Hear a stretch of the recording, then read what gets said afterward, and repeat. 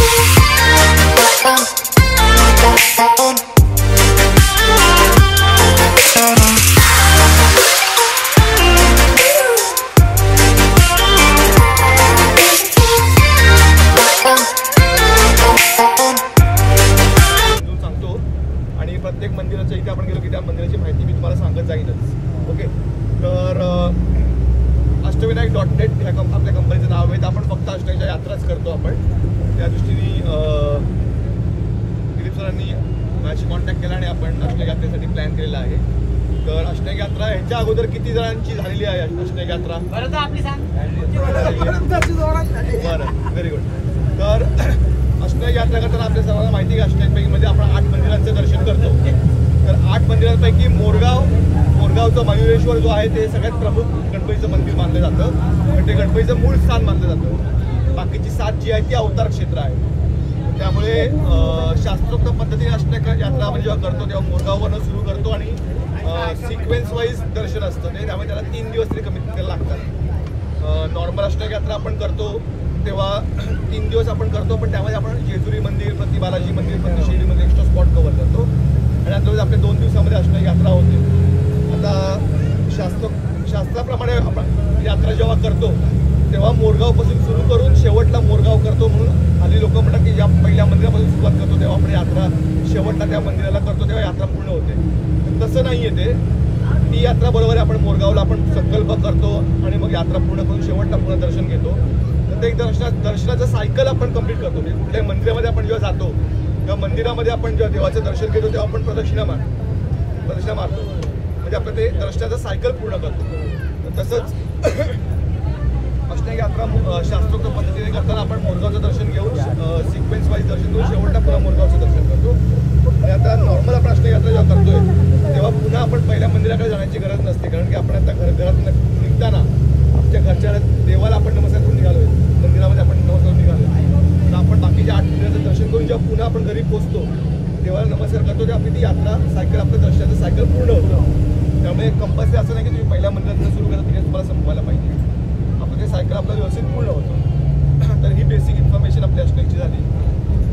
2 दिवसाचा प्रोग्राम आपला असा आहे की आज आपण महडचं पहिलं दर्शन करणार आहोत. महड, मग पाली, मग लेण्याद्री जिथे आपल्या संध्याकाळी वरती चढायचे डोंगरावरती आणि मग शेवटला ओझरला आपला रात्रीचा मुक्काम असेल. दुसऱ्या दिवशी आपला रांजणगाव, येऊर, सिद्धटेक आणि मोरगाव अशी 4 मंदिर करून मोरगावचं आपलं दुपारचं दर्शन झालं. तिकडनं आपण रात्री परत रिटर्न आपण येणार आहोत. तर यात्रा करताना आपल्याला काही ठराविक सूचना आहेत. त्या सूचनांचं पालन आपल्या सर्वांनी केलं तर आपली यात्रा पण व्यवस्थित होईल, दर्शन छान होईल आणि वेळेत होईल. तर पहिली सूचना अशी आहे की दर्शनाला कोणालाही हे नाही आहे, टाईम लिमिट नाही. दर्शन सगळ्यांनी आरामात घ्यायचं आहे. मंदिराच्या आतमध्ये सर्वांनी आपण चाललोय त्याच गोष्टीसाठी. तर दर्शन घेणं म्हणजे काय तर दर्शन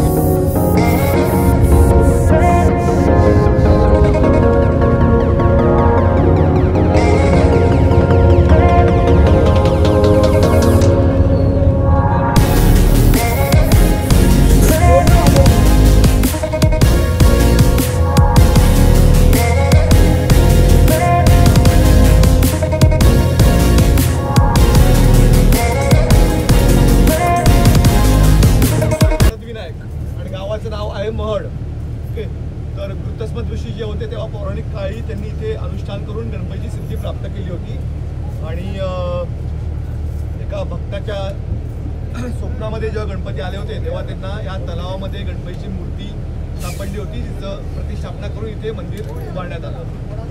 हे एकमेव मंदिर आहे अष्टनायकपैकी जे ऑलमोस्ट 24 तास चालू असतं, म्हणजे फक्त 1 तास रात्री 12 ते 1 बंद असतं. अदरवाईज नेहमी तुम्ही कधी तुम्हाला दर्शनाला इथे येता येईल. आणि एकमेव मंदिर आहे जिथे तुम्हाला गाभाऱ्याच्या आत प्रवेश करून गणपतीची पूजा करता येते. बाकीच्या सगळ्या मंदिरांमध्ये तुम्हाला गाभाऱ्याच्या बाहेरच प्रवेश मिळतो. इथे आता आपण दर्शन करायला जाऊया, डायरेक्टली आरती करूया. आरती करून आपण इथे पुन्हा यायचं सगळ्यांनी ब्रेकफास्टला. मी आलेलो आहे दर्शन घ्यायला, तर तुम्ही पण चला दर्शन घ्यायला.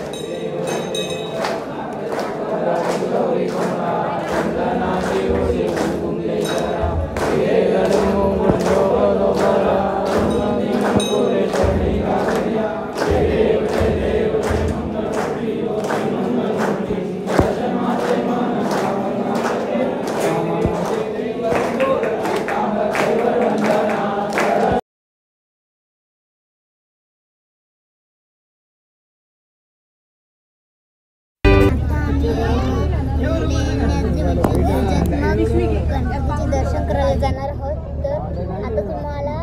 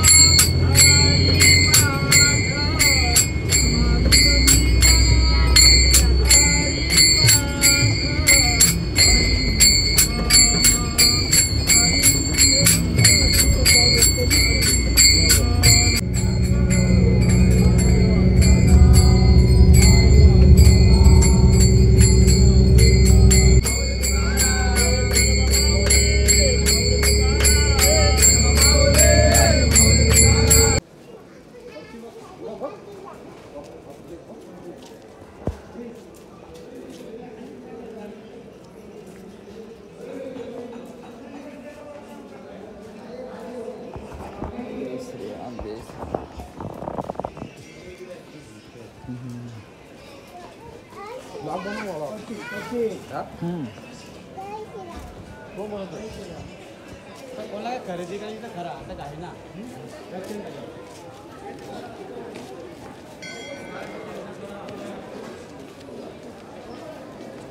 चपली कुठे घालायची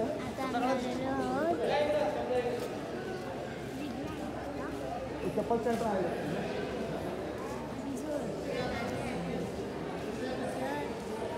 आम्ही लेण्या दिलेलं गेलो तिकडे आम्हाला दर्शनच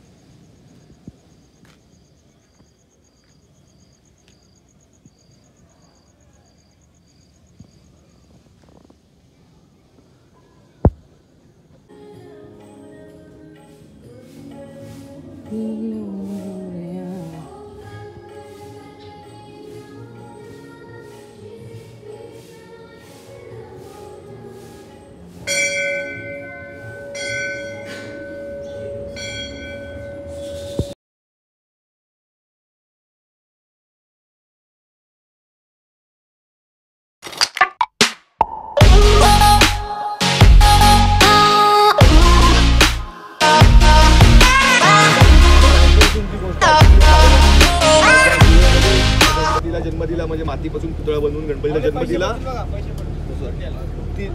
ती कथा इकडची मानली जाते. दुसरं ऐतिहासिक महत्त्व असं आहे की ह्या सगळ्या बुद्धिस्ट स्तूप आहेत, म्हणजे बुद्धिस्ट केव्ज आहेत, गुहा आहेत. तर त्यातली जी मेन गुहा जी आहे, एक मोठा हॉल आहे ज्यामध्ये एक पण पिलर नाही आहे, कारण की अख्खं एका दगडामध्ये कोरलेलं सगळं काम आहे हे. तर त्यामधल्या गुहेमध्ये भिंतीवरती गणपतीची मूर्ती ही कोरली गेलेली आहे. तर